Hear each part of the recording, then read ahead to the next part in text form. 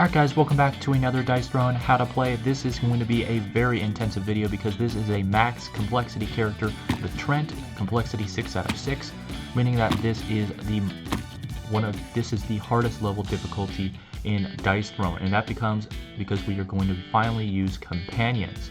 Companions are permanent tokens that will be spent or despawned in order to be used to inflict abilities. There are some characters that use companions that don't die, such as the Artificer, which builds bots, but the Treant itself grows spirits, and those spirits can be used for different abilities. So basically every single time on his upkeep phase he grows a spirit. So what happens when you grow a spirit? You may spend each spirit type once per turn, so it's a one spirit type per turn limitary, and when you grow a spirit, that means to gain a seedling or upgrade an existing spirit from a seedling to a sapling or a sapling to a dryad. So if we grow a seedling like that. You can spend seedling tokens to re-roll one of your dice, and you can gain up to 3. So let's say 3 turns have passed. So we have 3 seedlings. I don't know why that one didn't. Okay, so 3 seedlings are on our board. Oh, there's the other seedling. Nice. Okay, so there's our 3 seedlings. So let's roll here and get something. Okay, there we go. So we can grow 3 spirits. A chosen player gains Wellspring, and a chosen player is inflicted with Barbed Vine. So similar to the Ninja's Smokescreen, this just inflicts tokens. So we gain Wellspring and Barbed Vine. Good examples for me to show you what happens when we inflict those 2 tokens. But now we get to grow 3 spirits. And what does this mean? We can grow a seedling to a sapling. So that's what we're going to do. We're going to grow that seedling to a sapling. And we're going to grow another seedling to a sapling. Like so. But then we're going to grow this sapling to a dryad spirit. So now we have one of each. So now I can explain to you what we can do with these tokens. But first, Barbed Vine.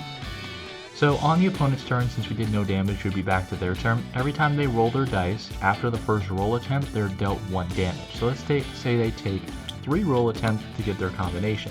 They remove this token, and they're dealt 2 damage, 1 per additional roll attempt they spent. So this token can deal up to 2 damage.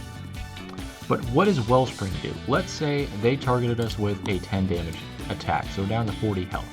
Let's spend Wellspring, and you roll a dice during your main phase. You can only spend a Wellspring on your main phase. So let's say we're on our main phase here,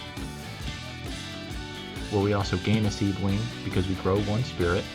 But on our main phase, we roll a dice, we rolled a 3, and we will heal half the value of that rolled dice rounded up. So half of 3 is 1.5, rounded up is 2. So we heal 2 health from using that Wellspring token. So it's just a healing token. Alright, so now we have 2 of these. So you can spend a sapling spirit to either heal 1 and gain 1 CP. So we can heal 1 if we choose to spend 1, or gain a CP, or we can gain a CP and to draw 1.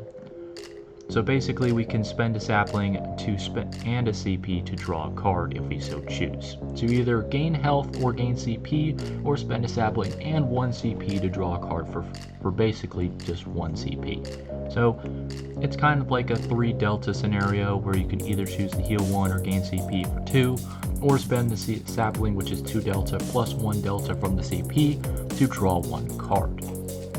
Alright. But we also have a Dryad spirit, which we can do 2 ways. We can either spend a Dryad to add 3 damage to an attack, or if an opponent's attack would inflict a negative status effect, you may choose to spend the Dryad at the conclusion of your offensive roll phase to prevent that incoming damage. So let's roll the dice here. Do we inflict anything? No.